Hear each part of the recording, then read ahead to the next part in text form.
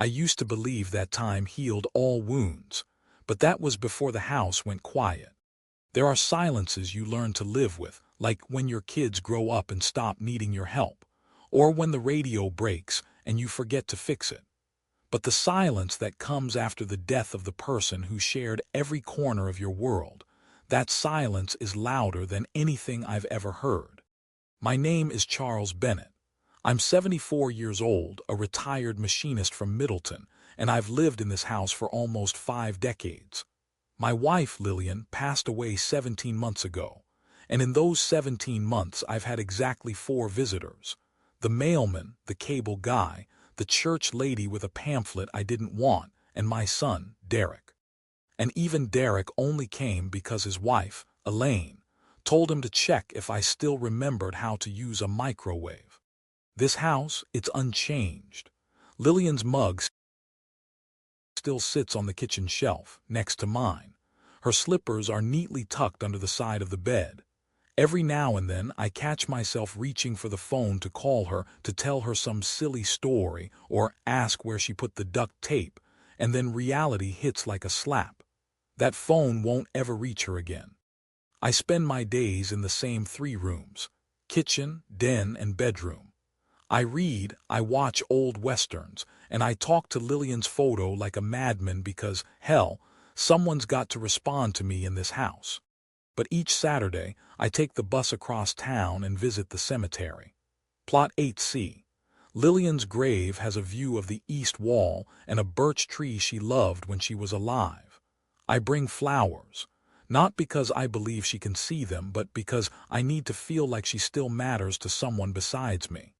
"Hi, Lil," I said just yesterday, crouching down beside her stone. "You'd be happy I didn't burn the rice this time."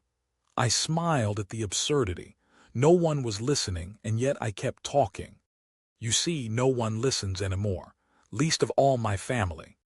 Derek, he used to be the kind of kid who ran through the house barefoot, slamming screen doors and asking me to explain how an engine works. Now he's a man with his own family, a sharp haircut, a marketing job, and a habit of calling me only when it's convenient for him, which is to say, never. Elaine, my daughter-in-law, she never liked me, not even in the beginning. She pretends well enough in front of strangers, but when we're alone, her mask slips. To her, I'm an antique, a relic with old ideas and a stubborn refusal to modernize. She once told Derek I smelled like mothballs in 1970. I heard her say it. She didn't know I was in the next room. And the kids, Henry and Bella, 9 and 12. I used to be their hero. They'd sit on my lap, ask for bedtime stories, draw me crayon pictures. Now, they barely look up from their tablets when I enter the room. I've become background noise, white static, the old man who talks too slow. Last week, Elaine asked again if I'd consider downsizing. That's her code for, "We want your house." She even printed out brochures for assisted living facilities. "They have Tai Chi classes, Charles," she said, as if slow dancing in pajamas with strangers would make up for being evicted from the life I built with Lillian. I didn't answer her. I just looked at her like I was seeing her for the first time, not my daughter-in-law, but the woman who had slowly erased me from her family's life. Still, every Sunday I put on my nicest shirt, shine my shoes, and accept their invitation for family lunch. And every time I promise myself it's the last, that I won't go back. But I always do. Because some part of me still hopes, irrationally, naively, that Derek will look me in the eyes and remember who raised him. That the kids will hug me again. That Elaine might find one kind word. It never happens. But hope is a stubborn thing. And old men, we cling to it like a shipwreck survivor clings to driftwood. It was Thursday when the phone rang. I almost didn't pick it up. Most of the time it's spam. Some automated voice offering me a free cruise or telling me I've won a contest I never entered. But that day I felt like answering. Maybe it was instinct. Maybe it was loneliness. "Hey, Dad," Derek's voice came through, clipped and professional, like he was halfway into a Zoom meeting. Derek, I said, surprised. To what do I owe the honor? Just checking in, he said too quickly. Elaine was wondering if you'd like to come over for lunch on Sunday. Elaine was wondering. Not him. Sure, I said, keeping my voice flat. What's the occasion? Nothing special, just family time, you know, he said, already sounding distracted. I could hear the clicking of a mouse in the background, maybe even the soft ding of another incoming email. My son, the multitasker, always busy, always somewhere else. We'll eat around one, he added. Elaine's making roast chicken. Oh, I said. She's not doing that weird lemon mint glaze again, is she? He chuckled, but it was hollow. I don't think so. We said goodbye, and that was that. Less than 90 seconds. Still, I stood with the receiver in my hand for a moment longer. The silence heavier than before. I already knew how the day would go. I'd arrive on time, maybe 5 minutes early, and Elaine would act surprised. The kids would be glued to their devices. Derek would try to make small talk while Elaine slowly chipped away at my confidence with her passive-aggressive concern. She'd suggest once again that I move, that it's unsafe for someone my age to live alone, that I might fall in the shower or forget to turn off the stove. She'd smile sweetly while pushing me toward the door of my own life. But still, I agreed to come. Because no matter how often I told myself I'd had enough, that I wouldn't subject myself to the indifference, the quiet scorn, there was still something inside me that longed for connection. I wanted to believe that Derek meant it, that he genuinely wanted to see me, that somewhere under the corporate armor and the modern furniture and the two-car garage, my boy still remembered sitting on my shoulders, learning to ride a bike, watching football on Sundays. So Sunday morning I prepared. Not quickly, not thoughtlessly, like a soldier preparing for battle. I stood in front of the mirror longer than I should have, adjusting my tie again and again. I chose the navy blue sweater Lillian had once said brought out the color in my eyes. Pressed slacks, leather shoes, a splash of the cologne she used to buy me for Christmas, even though the bottle's almost empty now. I looked myself over and gave a quiet nod. Still standing, I murmured, still you. The walk to the bus stop was slow but deliberate. I could have called a cab, but Elaine hated when I used public transport. It's not safe, she'd say. You don't know who's on those buses. That's exactly why I took them. Because I know exactly who's in their kitchen. The ride was uneventful. A woman with pink hair smiled at me. I smiled back. A toddler threw a cracker at my feet. His mother apologized. I waved it off. The world still moved, still made room for me, just not in my son's home. When I arrived, Elaine's car wasn't in the driveway. Odd.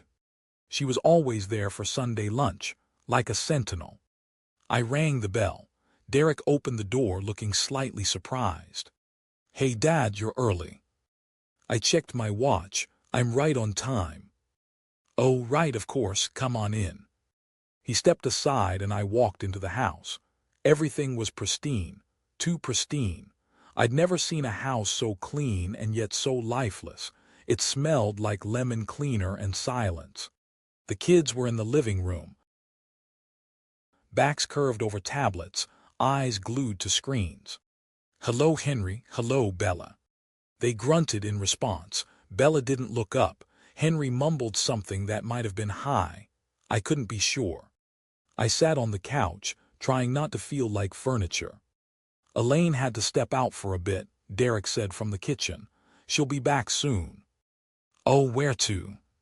He hesitated, helping a friend. I raised an eyebrow. Helen. He nodded.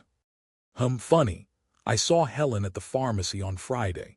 She mentioned flying out to visit her sister. Derek froze just for a second, then maybe a different friend. Of course. I didn't push.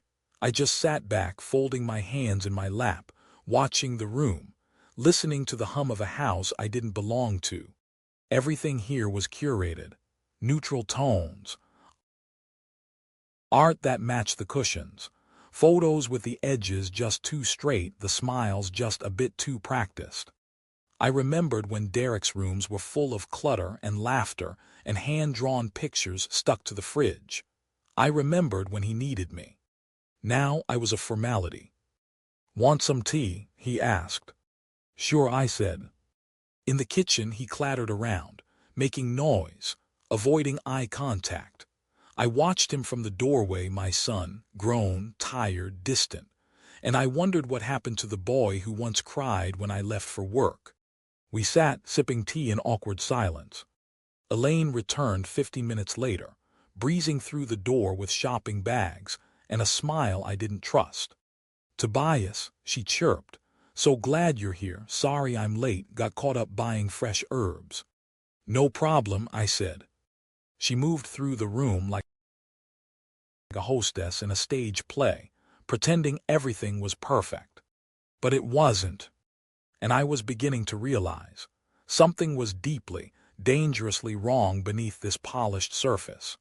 Elaine glided through the kitchen, pulling roast chicken from the oven like she was on a cooking show. Her smile never slipped, not once, not even when she spotted the look on my face. "Everything smells great," I said politely, though the scent was bitter to me, cloying. "Oh, thank you, Tobias," she replied, smoothing her apron as if my opinion actually mattered. The children shuffled to the table, still holding their tablets, screens dimming only when Elaine gave them a look sharp enough to slice bread. Derek brought the plates. We sat in silence for a moment as the food was served, tension hanging in the air like fog. Elaine was the first to speak. She always was. "So, Tobias, how has your week been?" she asked with just the right mix of disinterest and condescension. I placed my napkin in my lap. "Quiet, peaceful, read a book, clean the gutters." She blinked. "The gutters at your age? That doesn't sound safe." Derek cleared his throat. "Maybe we should get someone to help with that, Dad." "I've got 2 arms and 2 legs," I replied calmly. "Not rusted through yet." Elaine chuckled thinly. "Of course, it's just, well, we worry." She said the word "we" like it included everyone at the table. I glanced at the kids. Bella was texting. Henry was drawing something violent-looking on his screen. Yes, I could really feel the worry. Conversation died again. Forks clinked against plates. Derek asked Henry about school. Henry shrugged. Bella scrolled. I chewed slowly, watching Elaine watch all of us. Not eat, just observe. "Have you thought more," she began after a while, "about what we discussed last month?" "Here it comes." "What did we discuss?" I asked, pretending not to know. "The retirement community. Oakmere. Or maybe it was Hillside Grove. They both have wonderful reviews." "Oh," I said, feigning realization. "You mean the homes for people you'd rather not have in yours." Derek sighed. "Dad." No, it's fine," I continued. "I just like knowing what we're really talking about." Elaine gave a tight smile. "You're being dramatic." I set my fork down slowly. "Am I?" "Tobias," she said, voice syrupy, "we just want what's best for you. You live alone, far from any hospitals, with no one to check in. One fall and—" "I have a medical alert pendant," I interrupted. "You gave it to me for Christmas, remember, along with the socks I didn't ask for." The table went silent. Bella stifled a giggle. Henry looked up, wide-eyed. Elaine's mask cracked for a fraction of a second. "Well, forgive me for trying." "I do every time." "Tobias," Derek interjected, tone forced and tired, "we just think it might be safer for you in the long term. You know, for peace of mind." I looked at him, and for a moment I saw my son again. The real one. The one who used to run down the hall with peanut butter in his hair. The one who cried when his hamster died. But now he was caught between his wife's ambition and his guilt. Elaine pounced on the opening. "And think how lovely it would be to make new friends, join clubs, do activities. They even have bingo on Tuesdays." "Bingo," I repeated. "How thrilling." You'd have structure, she went on. Support, meals prepared for you, everything taken care of. Except my dignity, I said evenly. Silence again. Then Bella piped up. Miss Carmichael at school said her grandpa moved into a place like that. He gets pudding every day. See, Elaine said triumphantly, even kids understand. Then perhaps you and the kids should go, I muttered. What was that? She snapped. I smiled, just admiring your roast, a little dry today though. Elaine stiffened. Derek looked away. The children had both tuned back into their screens. Tobias, she said, standing abruptly, would you mind moving over a bit? You're in the way while I serve dessert. I shifted slowly. Wouldn't want to be an inconvenience. Elaine left the room and returned with a store-brand lemon pie. I thought I'd try something new, she said, slicing it with a little too much force. You do like lemon, don't you? I prefer apple, I said, but I suppose this will do. She set the plate down hard. You never did have simple tastes. And you never did have good pie, I replied without blinking. Her eyes narrowed, just a flash gone in a second, but I saw it. We finished the meal in silence. Plates were cleared, coffee poured. Derek checked his phone. The children disappeared back into their corners of the world. Elaine leaned forward across the table. Tobias, she said, voice calm but steely, you may not want to admit it, but you're not 25 anymore. You need help. And frankly, this house of yours is just sitting there collecting dust. I stared at her. And that's when she said it. Cold, measured, blunt. You were never really welcome here. The words hit like a slap. Not because they were surprising, I'd felt them in every glance, every fake smile. But hearing them spoken, that was different. I took a breath. And then I smiled. Not forced, not sarcastic, just a soft, quiet smile. Well then, I said, lifting my coffee cup like a toast, thank you for finally saying it out loud. She froze, uncertain. Derek stared at the table. The children looked up, confused. I stood, took my jacket, buttoned it slowly. Delightful meal, I said, walking toward the door. I'll see myself out. Tobias, Derek said quietly, getting up. I paused. You chose her, son, but you don't have to stay blind. Then I left, calm, composed. But inside, something had shifted. That night, I didn't talk to Lillian's photo. I sat in the dark. And I thought. It was time to stop waiting for kindness. It was time to find out exactly what Elaine was hiding. Sleep didn't come easily that night. I sat in my armchair with the light off, the house silent except for the occasional creak of old wood settling. Outside, the street lamp flickered, casting a faint orange glow through the curtains. I stared at the cold remains of my untouched coffee, replaying every word Elaine had said. You were never really welcome here.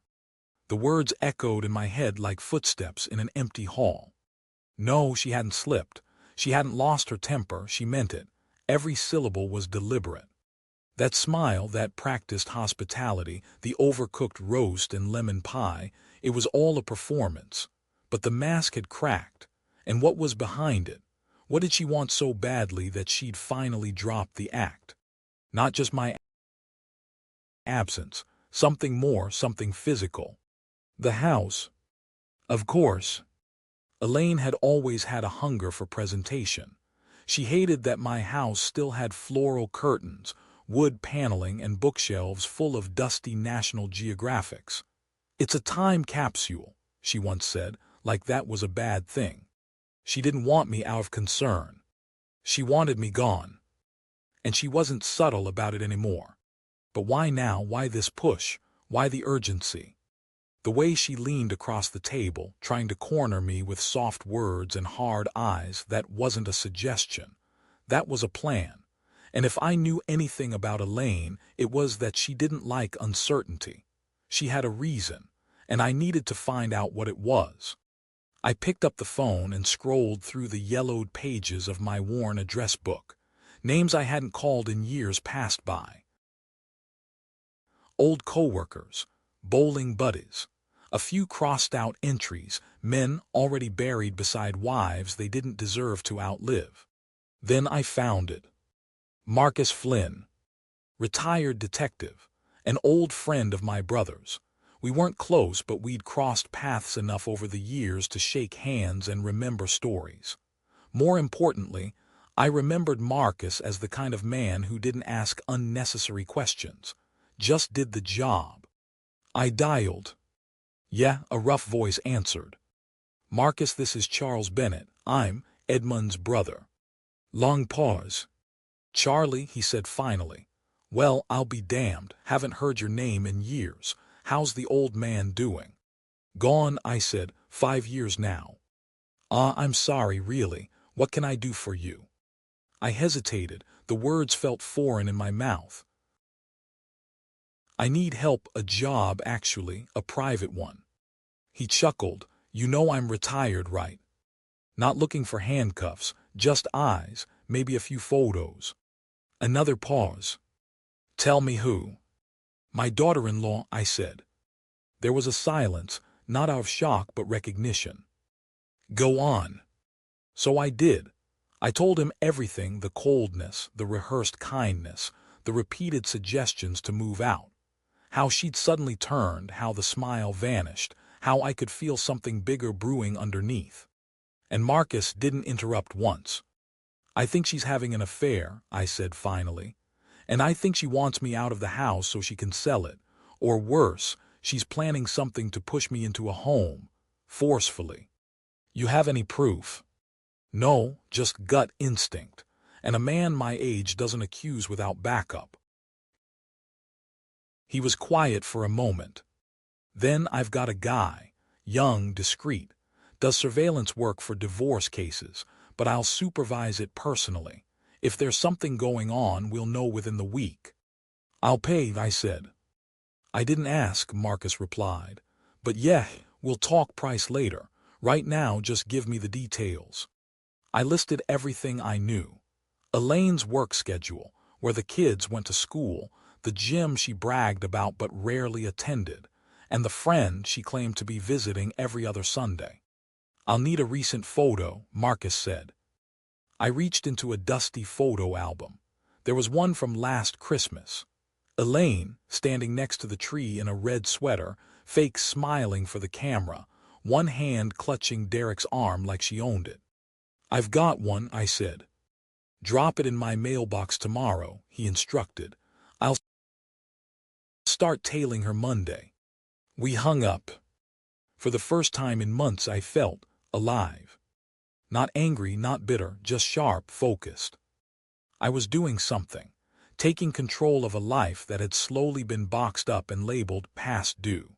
The next morning, I made the walk to Marcus's place, tucked behind an old insurance office on Birchwood Avenue, and slid the envelope through his slot. Then I waited. The days passed slowly, but I paid closer attention to the world around me. Elaine skipped 2 school pickups. Derek seemed quieter on the phone. The kids acted stranger than usual. Something was happening. Friday night, the phone rang again. It was Marcus. Charlie, he said, I've got something you'll want to see. Already? Yeah, and you'll want to sit down before I show you. The next afternoon, I found myself at the small cafe Marcus had suggested, the one with peeling paint and cracked windows, a far cry from the polished homes Elaine and Derek adored. I ordered black coffee, no sugar, and sat at a corner table, my hands trembling slightly as I waited. Marcus arrived shortly, a man built for patience and observation. He slid a manila envelope across the table to me. Inside were photographs, dozens of them. Elaine with a man I didn't know. They walked side by side in the park, laughing, touching hands just like a young couple. One showed them sitting close on a bench by the pond, whispering, heads bent, the sort of closeness reserved for secrets and promises. There were shots of the man placing an arm around her waist, her smiling up at him, eyes alight in a way I had not seen directed at Derek for years. My chest tightened with a mix of pain and rage. The man was younger, maybe early 40s, dark hair, well-dressed but not flashy, professional. "What's his name?" I asked. "Radley Price. Works with Elaine at the real estate agency." I swallowed. That explained her sudden job change last month, a detail she'd brushed off when I asked. Marcus pulled out a small digital recorder. "I got some audio too," he said.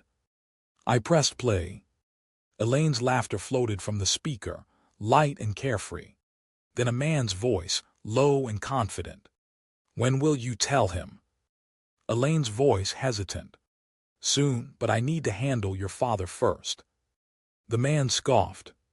"You've been working on that for months. I almost convinced him to move to a care facility. Just need a bit more time.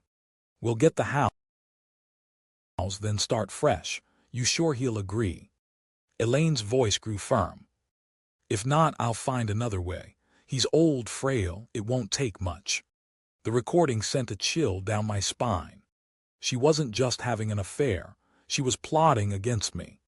To push me out, to take what I'd spent a lifetime building. To erase me. I pressed stop and looked at Marcus. "How long has this been going on?" "Over a year. They meet almost daily, mostly at that park or a small motel on the edge of town. The staff knows them by now." I felt my hands clench into fists. How could I have missed this? "You were grieving," Marcus said gently. "Pain blinds us, but now you have proof." I nodded. "This changes everything." Suddenly, the quiet afternoons alone in this house felt like a prison. And I was finally ready to break free. That night I sat at my kitchen table, the envelope of photos spread before me like evidence in a courtroom. The faces looked back at me, Elaine's bright smile, the man's dark eyes, the tender touch on a park bench. My heart ached with every image. Marcus had given me the recorder, a small device no bigger than a pack of gum. I hesitated, fingers trembling, then pressed play. Elaine's voice filled the quiet room. "I can't keep living this lie, Radley," she said. "I want out, I want you." His voice was calm, patient. "Soon, but we need to be careful. Divorce is messy. We have to make sure your husband doesn't find out." Elaine laughed softly. "Derek is too busy with work, and the kids, they're wrapped around my finger."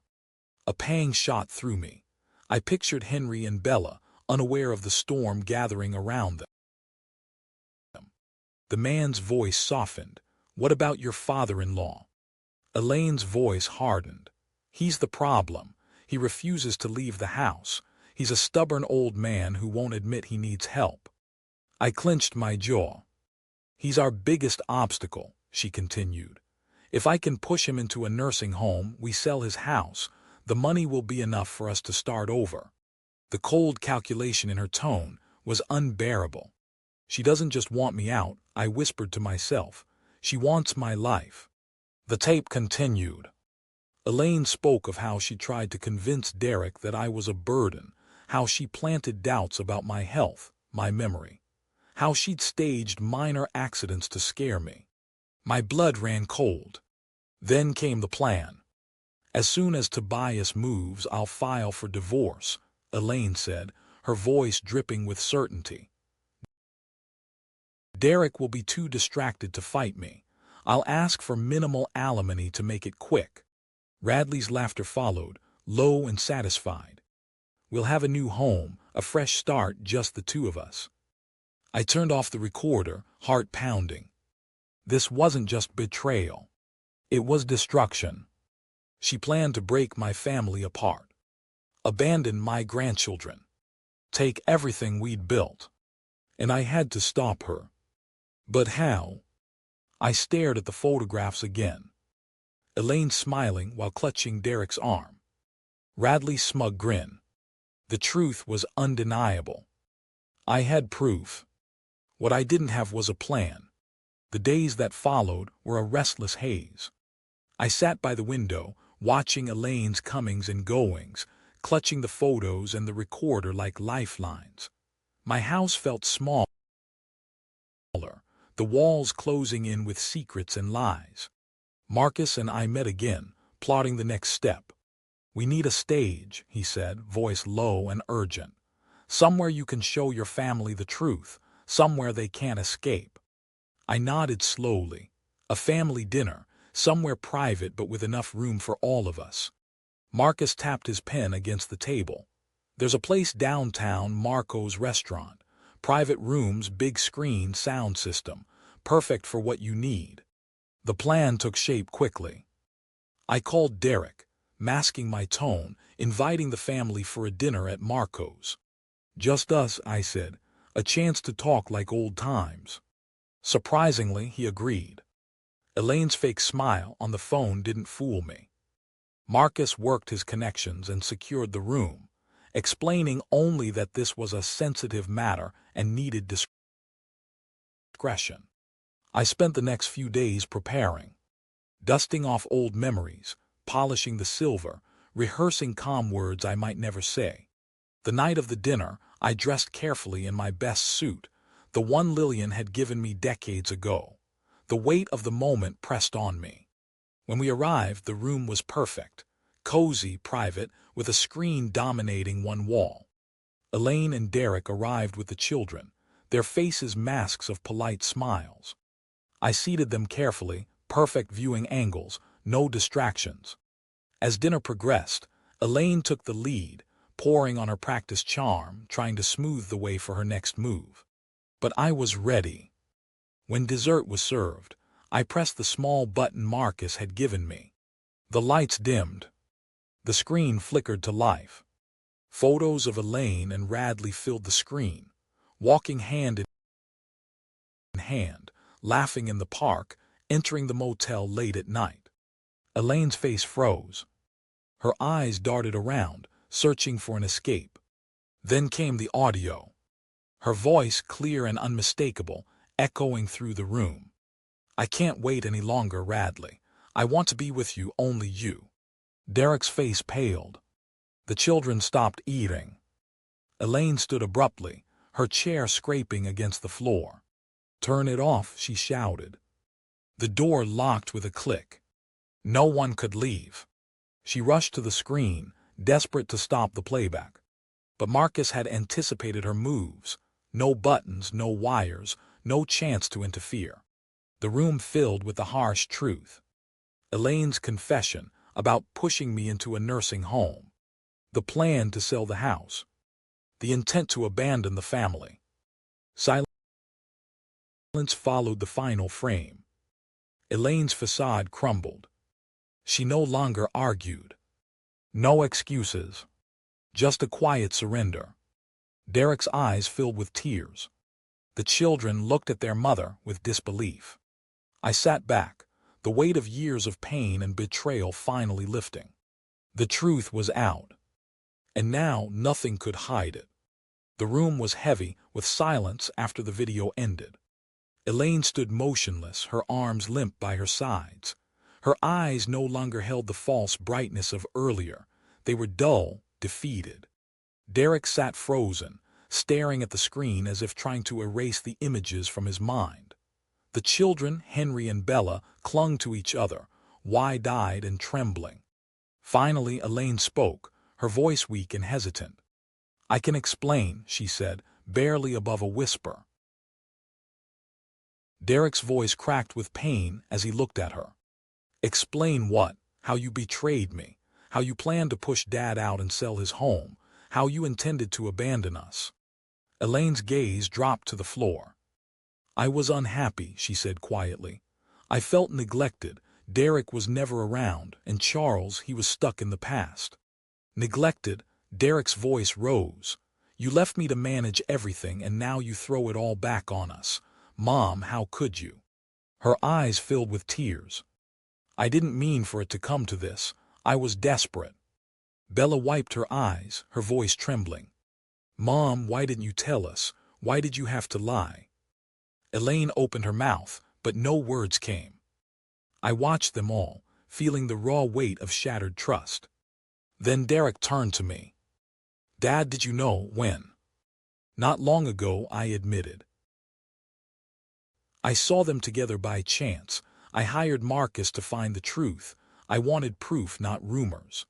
He nodded slowly, pain and understanding mixing in his eyes. I should have seen it sooner, he said. I was blind.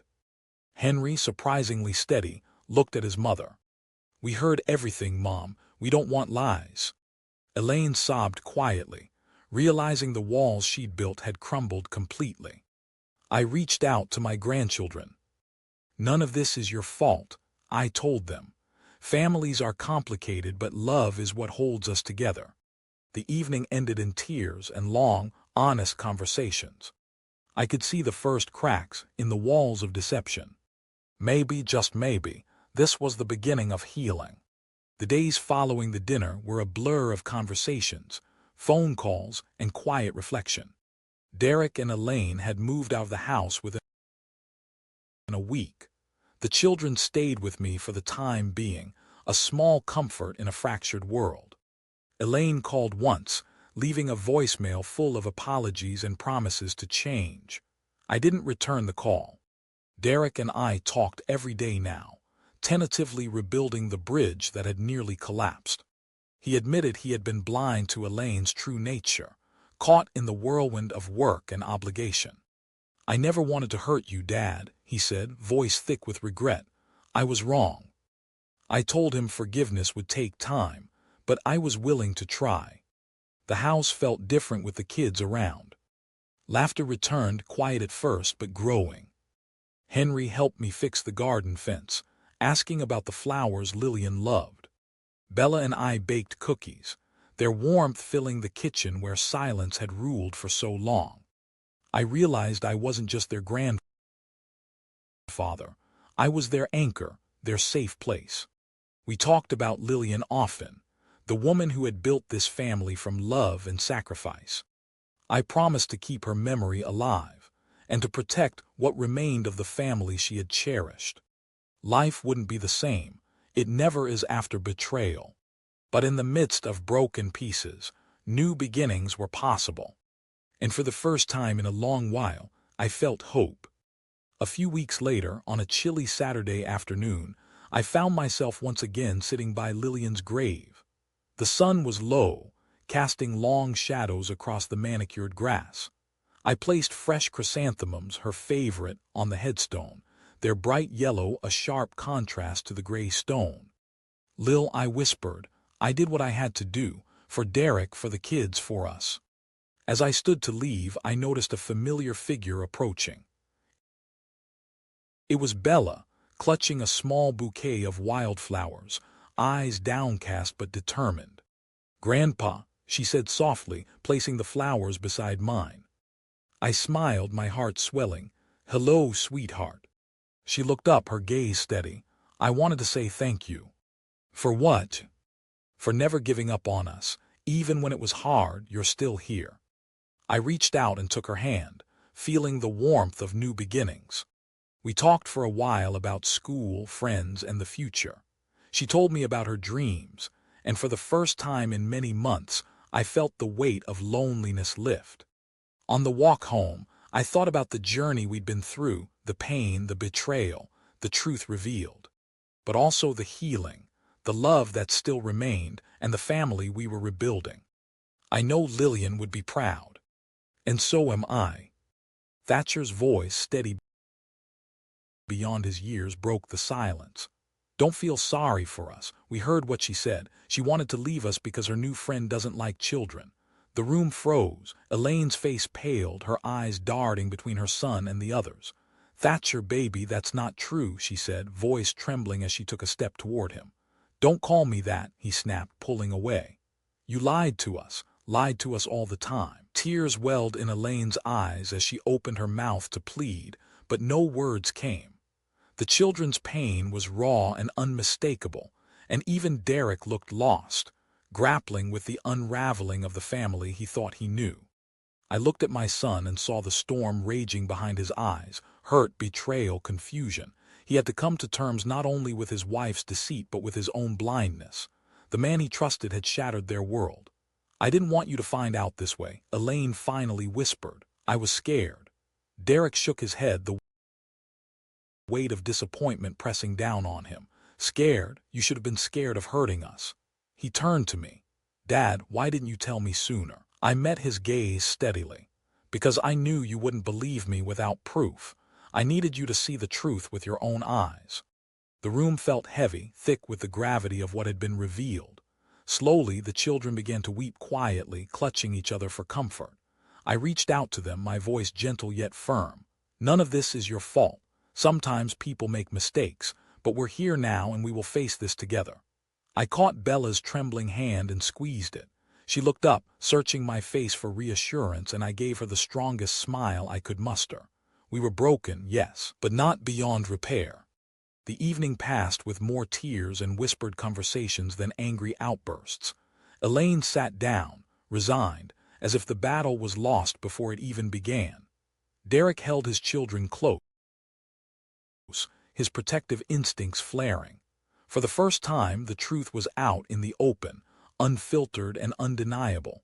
It was painful, but it was necessary. The lies that had festered beneath the surface for so long could no longer poison the family.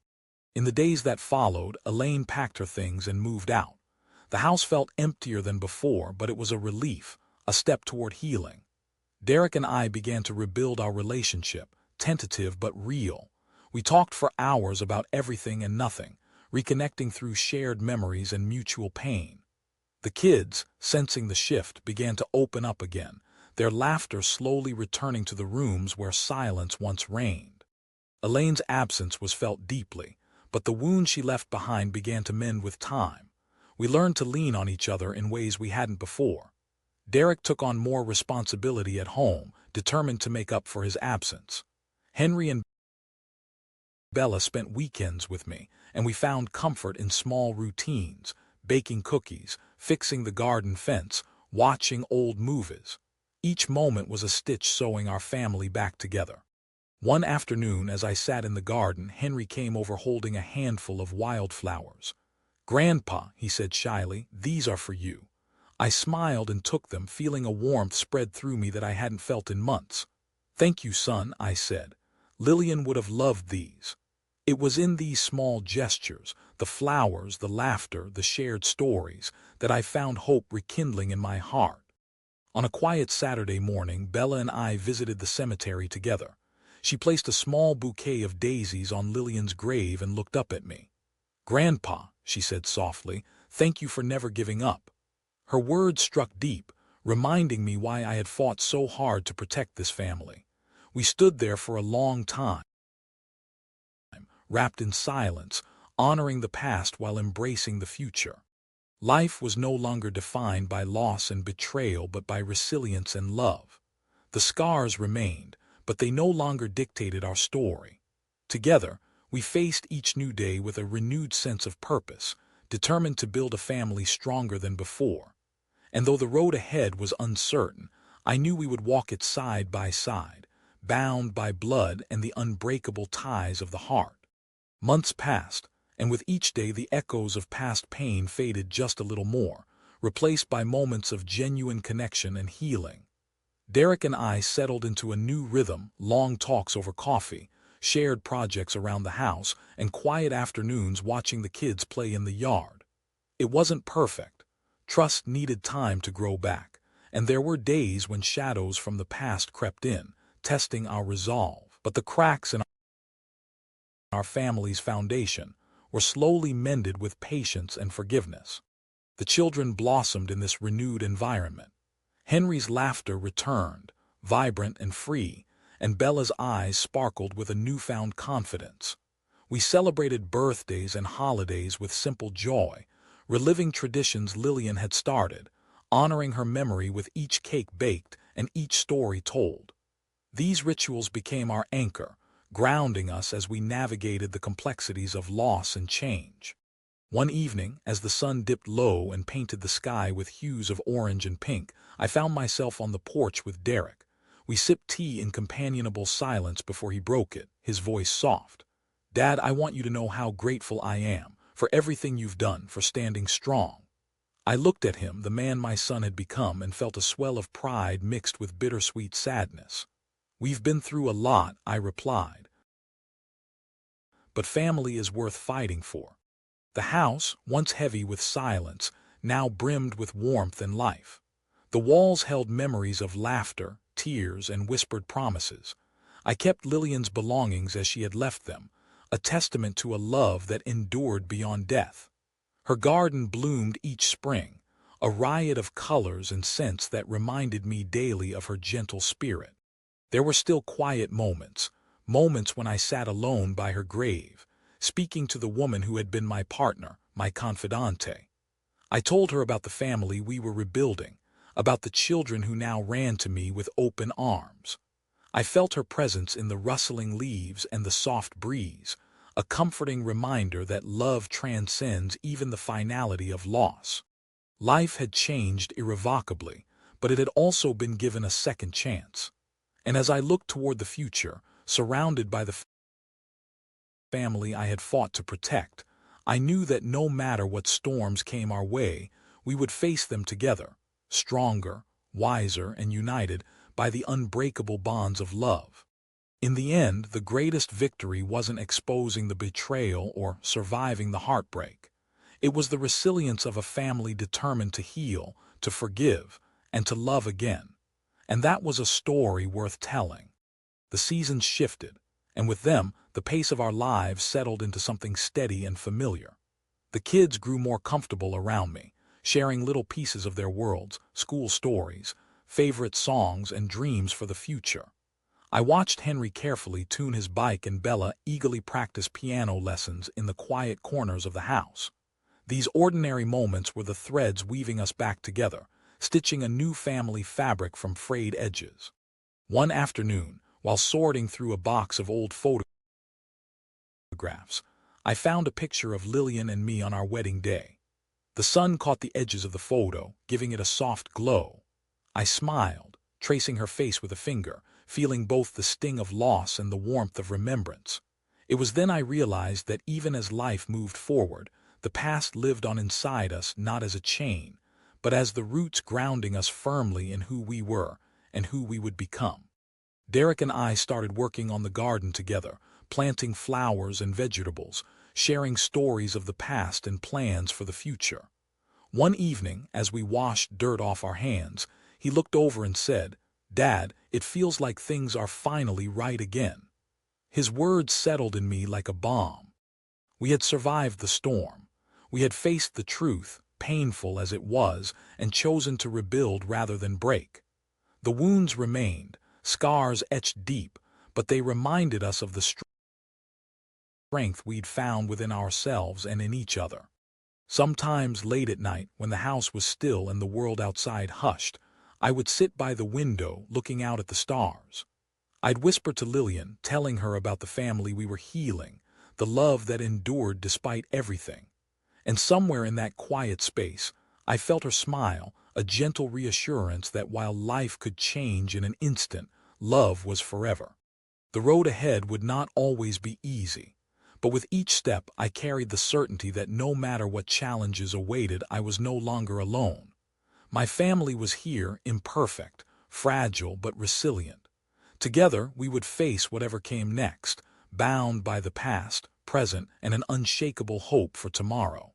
As time flowed on, I found myself growing stronger, not just in body but in spirit. The house no longer felt like a mausoleum, but a home reborn through laughter, through the small voices of Henry and Bella echoing down the hallways. Each morning brought with it a chance to create new memories, ones not overshadowed by betrayal or loss, but illuminated by hope and renewal. One afternoon, while fixing a creaky step on the porch, Derek joined me. We worked side by side, exchanging stories from his childhood and plans for the coming months. For the first time in years, I felt the warmth of true companionship, not just father and son bound by blood, but friends rebuilding their bond on a foundation of honesty and forgiveness. The neighborhood began to feel alive again, neighbors stopping by with smiles and greetings, inviting me to community gatherings I had long avoided.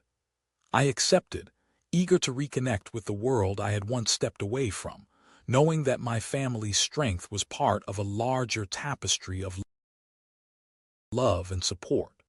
Evenings were spent around the kitchen table, filled with conversations about school projects, favorite books, and dreams for the future. Bella practiced her piano pieces while Henry recited the latest joke he had learned, and I found joy in their achievements, their simple pleasures, and the renewed closeness between us.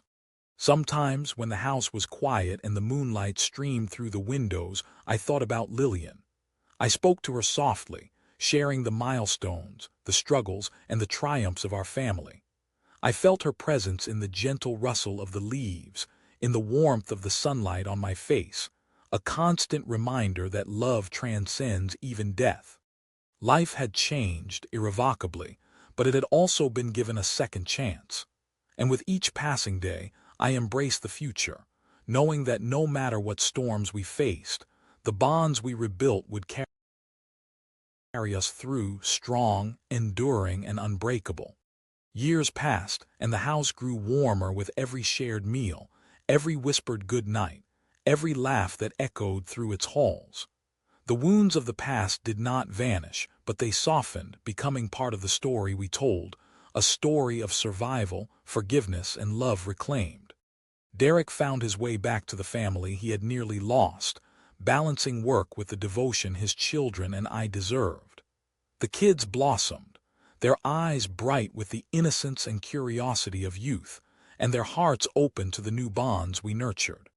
One crisp autumn evening, as leaves drifted lazily from the trees, we gathered in the garden, wrapped in blankets, sharing stories beneath a sky full of stars. I looked at their faces, weathered by hardship but shining with hope, and felt a deep, unshakable peace. Lillian's memory was the quiet thread that held us all together, a gentle presence woven into every corner of the home and every beat of our hearts. And though life's path was unpredictable, I knew this family, bruised but unbroken, would walk it side by side, their love an enduring light against any darkness ahead. As the years unfolded, I watched the family grow stronger, not just in numbers, but in spirit. The scars from the past became reminders of endurance rather than wounds that ached. Each gathering, each shared smile, stitched us closer together. The children flourished with laughter filling the rooms where once silence had reigned, and Derek learned to balance his ambitions with the simple, profound needs of family. On quiet evenings when the house settled into a gentle hum, I'd find myself sitting by the window, reflecting on the journey we'd taken. The hardships, the betrayals, the revelations, they had all led us here, to a place of fragile peace and hope. Lillian's presence was never far, a whisper on the breeze, a flicker in the fading light, reminding me that love outlasts even the darkest storms.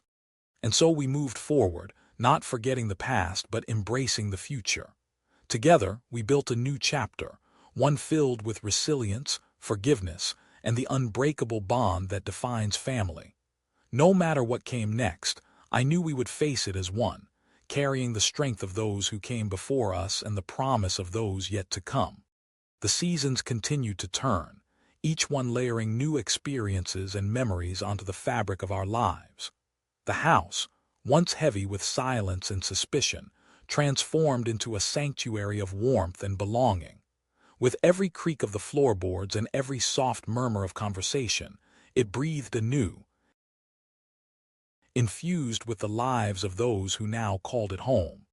Derek, having faced the harsh truths that threatened to tear us apart, began to rebuild not only his relationship with me, but also his own understanding of what family meant.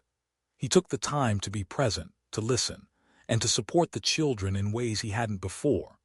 The weight of regret was there, but so was determination, a fierce desire to right the wrongs of the past and to foster a nurturing environment for Henry and Bella. The children, despite their young ages, displayed a remarkable resilience. Henry's laughter became a frequent sound, echoing through the halls as he played and explored the world with renewed curiosity. Bella, ever thoughtful and sensitive, found solace in music and art, her piano melodies filling the quiet evenings with beauty and grace. Their youthful spirits acted as a balm for wounds that had run deep, reminding us all that healing is often found in the simplest joys. Together, we established new traditions that honored Lillian's memory while allowing space for growth and change. Sunday dinners returned, no longer tinged with tension, but filled with genuine connection and shared stories. We planted a garden in her honor, vibrant and alive, a living testament to the enduring nature of love and remembrance. The scent of blooming flowers mingled with the crisp air, carrying whispers of the past while nurturing hope for the future. There were moments when the weight of history pressed heavily on our shoulders. The echoes of betrayal and hurt did not vanish overnight. Nights came when silence was punctuated by quiet tears or unspoken fears. But even in those moments, the bonds we forged held strong. We leaned on each other, finding strength in vulnerability and courage in forgiveness. I often found myself reflecting on Lillian's strength, the quiet resilience that had held our family together through countless storms. Her spirit seemed to linger in the gentle sway of the trees, in the golden light filtering through the windows, and in the laughter that now filled the room she once cherished. I spoke to her often, sharing our triumphs and struggles, feeling her presence as a source of comfort and guidance. As the years unfolded, I witnessed transformations not just in those around me but within myself. The bitterness that had once threatened to consume me softened into acceptance and peace.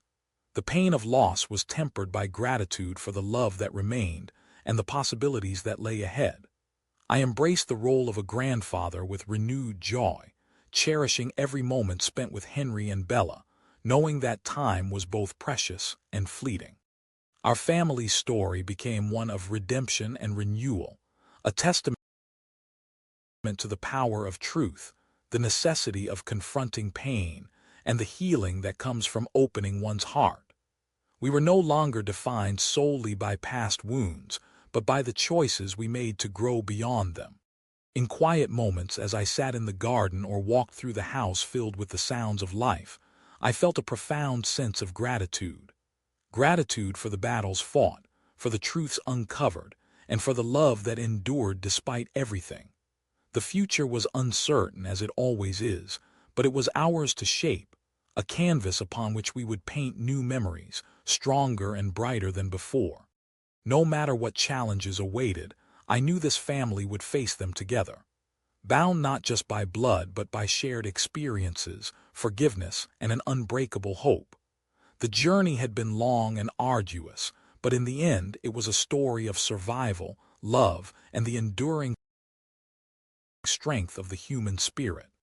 And that, more than anything, was worth every hardship we had endured. Years continued to flow like a gentle river, carrying us forward through the currents of life's unpredictability. Each day brought its own challenges and triumphs, but also countless quiet moments that stitched us together more tightly than ever before. The house, once heavy with tension and loneliness, gradually filled with the sounds of life again, footsteps echoing in the hallways, laughter spilling from the kitchen, soft conversations late into the night. Derek stepped into his role as a father and son with newfound humility and care. The mistakes he had made weighed on him deeply, but he refused to let guilt define his future. Instead, he chose to show up. In every soccer game Henry played, every recital Bella performed, every simple dinner we shared around the table. His presence was a balm, slowly healing the wounds left by betrayal and neglect. The children, too, flourished. Henry's curiosity and boundless energy brightened even the darkest days, his easy smile a constant reminder of resilience. Bella's creativity blossomed, her fingers dancing over piano keys with a grace that stirred the soul. Watching them grow, learning to trust and love again, became my greatest joy and purpose. Together, we created new traditions. Sunday afternoons spent tending to the garden Lillian had once lovingly cared for, evenings of storytelling where laughter and tears mingled freely, holidays marked by warmth and genuine connection rather than obligation or discomfort. In these shared rituals, we found both remembrance and renewal, honoring the past while embracing the possibilities of the present. There were still moments of sorrow and quiet reflection. The memories of betrayal and pain were never far beneath the surface, surfacing unexpectedly in fleeting glances or lingering silences. Yet, through those moments, we found strength in each other, in forgiveness offered and accepted, in vulnerability shared without fear, in the simple act of being together. Lillian's memory remained a guiding light, her spirit woven through every corner of the home and every beat of our hearts.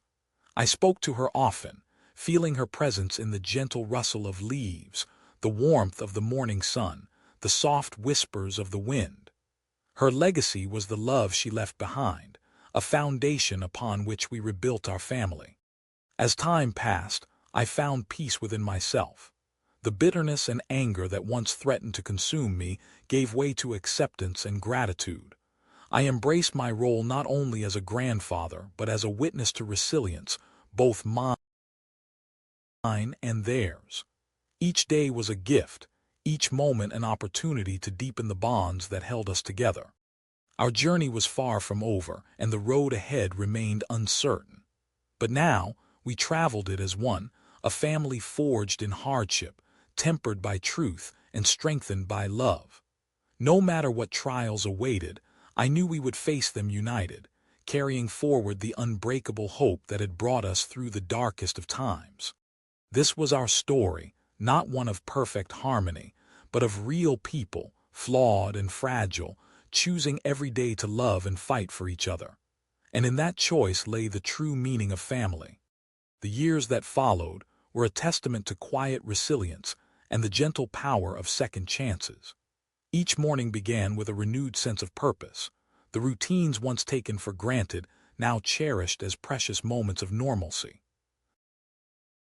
The house that had witnessed so much pain and betrayal had transformed into a sanctuary of healing, its walls echoing not with silence or sorrow, but with the laughter and warmth of a family finding its way back to one another.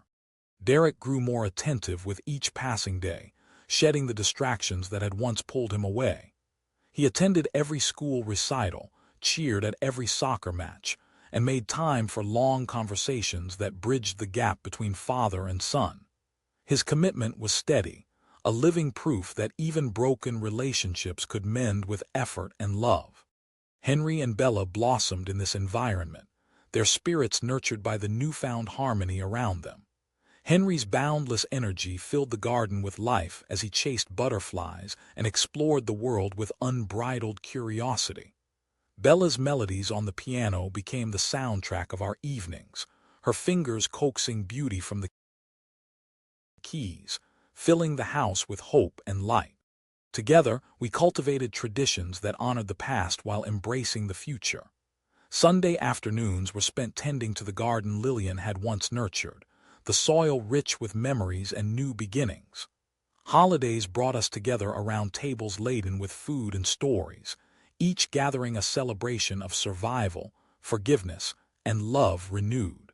Yet even in these joyful moments, the shadows of the past lingered, not as chains but as reminders of the journey we had endured.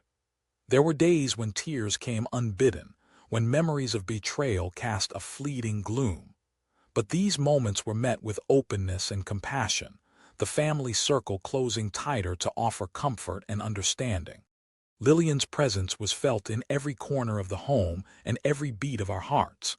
I often spoke to her in quiet moments, sharing the milestones and struggles, feeling her spirit woven through the rustling leaves and the gentle sunlight.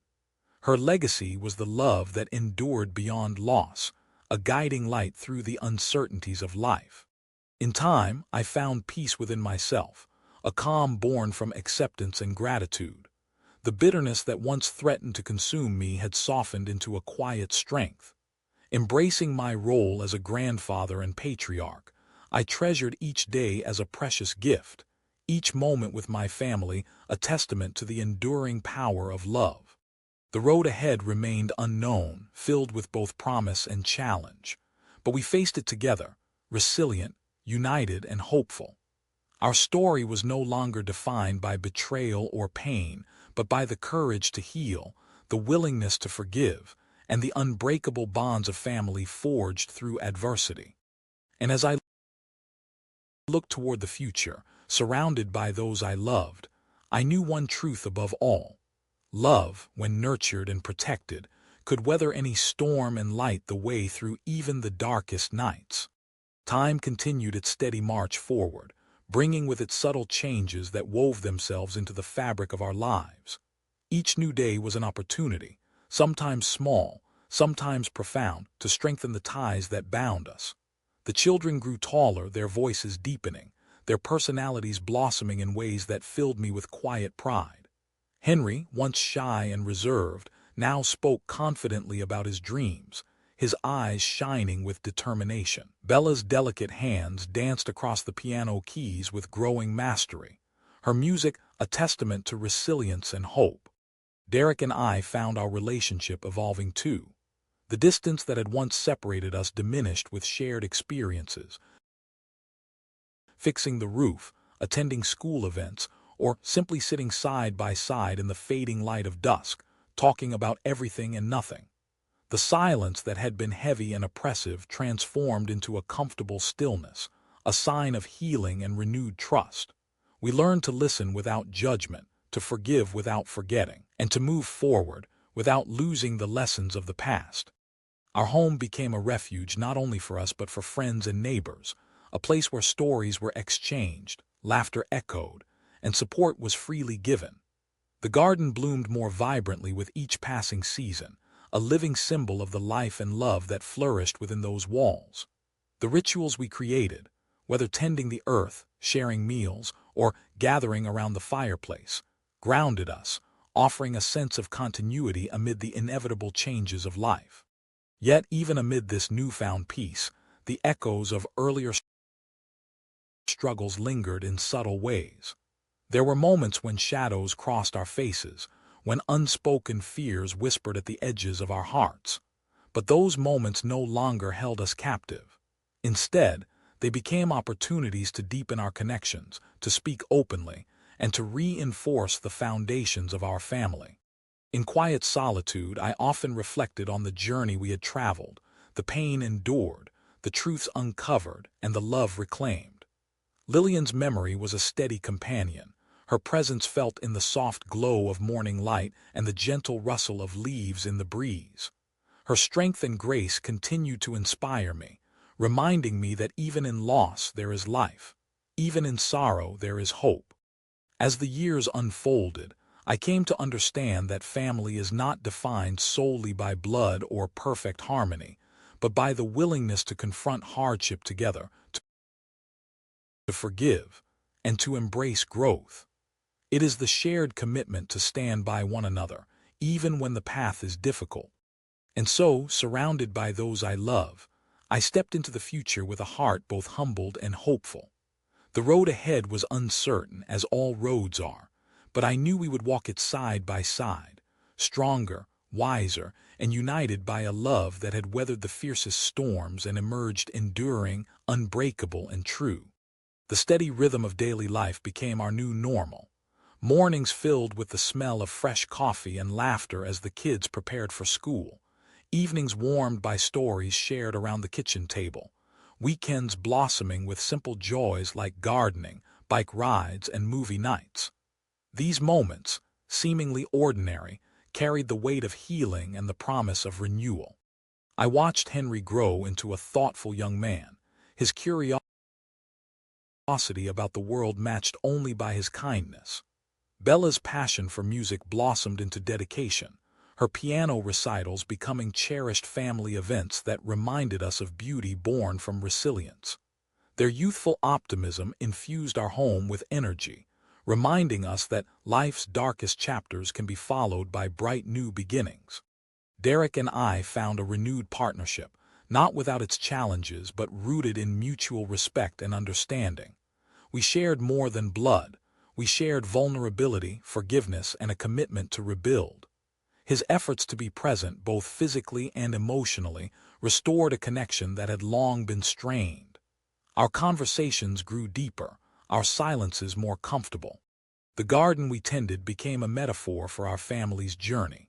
Tender shoots emerged from once barren soil, blossoms unfurling despite storms and neglect.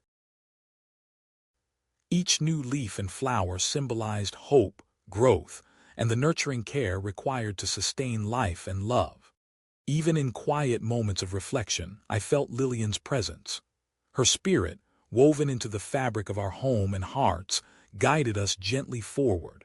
I spoke to her often, sharing triumphs and trials, comforted by the belief that love transcends time and loss. Though scars remained, they no longer defined us. Instead, they marked the paths we had overcome and the strength we had gained.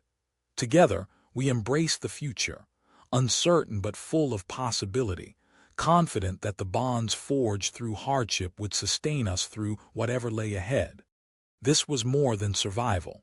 It was transformation, a testament to the enduring power of love, forgiveness, and family. And as I looked around at those I held dear, I knew we had built something unbreakable, something worth every struggle we had faced.